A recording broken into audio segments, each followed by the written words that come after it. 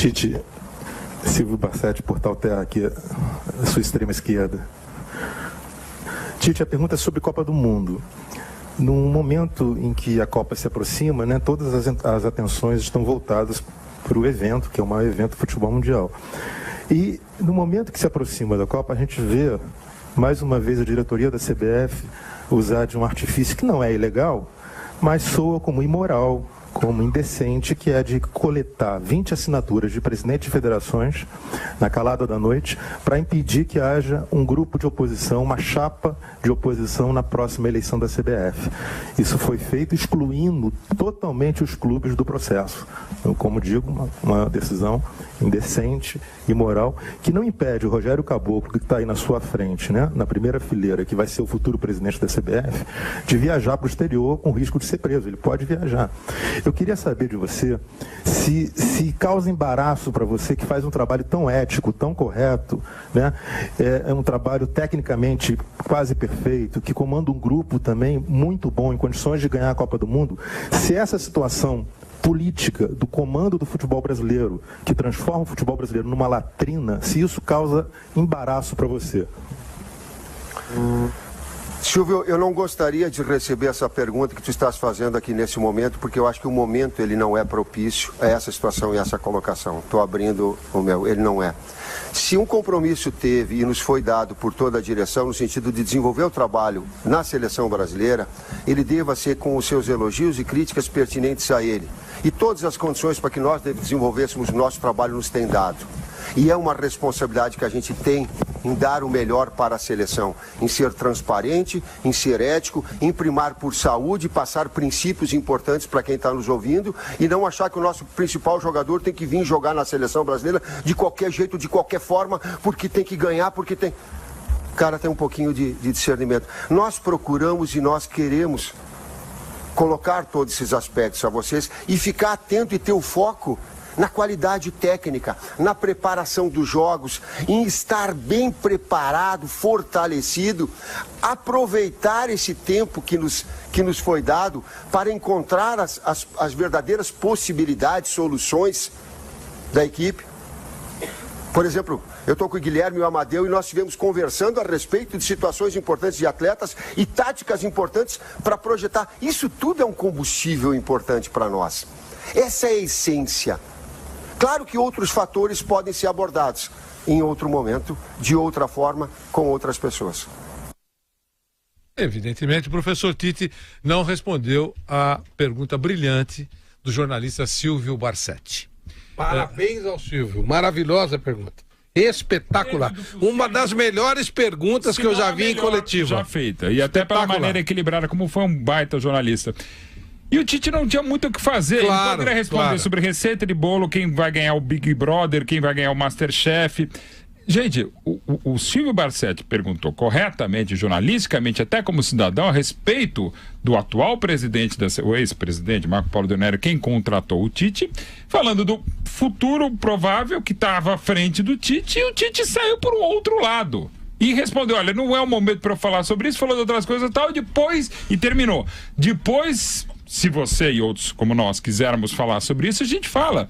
E, gente, não dá pra falar diferente, não dá pra cobrar do Tite, cara. Agora eu também até defendo. Vai chegar, não, meu patrão é vigarista, ele não vai ser preso, ele não viaja que ele vai ser preso. O Tite foi muito cobrado quando ele assumiu a seleção brasileira em 2016, porque ele havia, como eu e como vários aqui, assinado o manifesto contra Marco Paulo Deonero. Pela saída do presidente Marco Paulo Deonero, depois de tudo aquilo que aconteceu, muito mais coisa que aconteceu, que a gente não imagina, o que imagina e que está acontecendo, inclusive, lá nos Estados Unidos. E o Tite falou, cara, eu estou defendendo a seleção brasileira. Como, aliás, a sala onde o Tite deu a entrevista hoje é do lado do Museu da CBF, cujo curador, um dos curadores, um dos dois, o assessor histórico, não lembro nem o que está escrito lá, sou eu. Eu prestei serviços à CBF, contratado pela empresa Media Pro, e logo depois assinei um manifesto contra. Ah, você não devia ter assinado manifesto se você prestou serviço. Sim, fui pago inclusive pela Media Pro. para fazer o Museu da Seleção Brasileira, não o Museu do Marco Polo Del Nero, não o Museu do José Maria Marinho, não o Museu da CBF, o Museu da História do Futebol Brasileiro, da história que eu espero que o Tite coloque. A gente tem que refazer o museu porque tem que atualizá-lo com Hexa. A gente precisa atualizá-lo de 2014. É uma outra história. Mas assim, o Tite, dentro do possível, respondeu o que podia responder. Eu acho que ele fez bem. Saiu driblando, a gente sabe que ele saiu driblando e não dá para falar mais do que ele falou. Mas tem uma coisa que não podemos esquecer. Antes dessa pergunta ser feita, o professor Tite era intocável na CBF. A pergunta foi feita. Se ele respondesse o que ele pensa efetivamente, ou encontrasse palavras, poderia dar uma frase sobre o assunto, ele continuaria intocável. Eu acho que ele perdeu a oportunidade, de mostrar a opinião dele sobre esse momento conturbado político da CBF. Vou repetir, se ele estivesse num momento de fragilidade, eu concordaria com esse tipo de drible que ele deu. Concordaria porque, afinal de contas, é uma situação difícil para quem não está fortalecido na função. Só que eu não sei, só que ele está mais forte do que qualquer outro dirigente brasileiro. Então ele poderia expressar a opinião dele. Mas é só uma opinião também, e ele que foi alvo da pergunta, e ele que entendeu naquele momento responder assim. Só achei o seguinte, só achei que a pergunta foi fenomenal, concordo com o Flávio, uma das melhores que eu já ouvi. Fenomenal a pergunta. E a resposta é uma milonga total.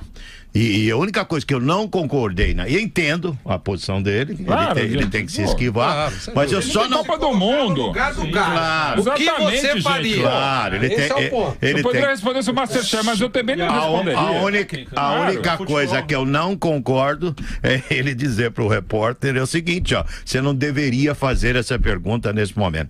Peraí. Não, ele falou, depois eu respondo até sobre ele isso. se esquivar... Tudo bem, a gente entende, é uma situação delicada, difícil, até se esquivar.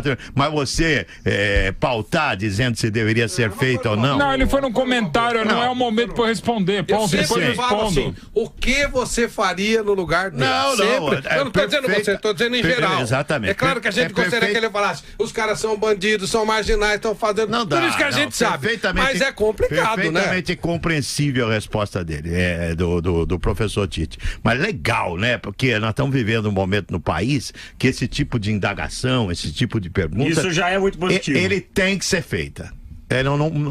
Não pode deixar de ser feito. Eu duvido que o Tite se ofendeu, ficou bravo. Não ficou. Claro que não. Ele continua pensando a mesma coisa. Ele não respondeu, ele tangenciou. O Tite continua pensando a mesma coisa. 99,9% das pessoas fariam o mesmo aqueles que vão dizer, não sei o que e tal. Era muito difícil. E só uma coisa.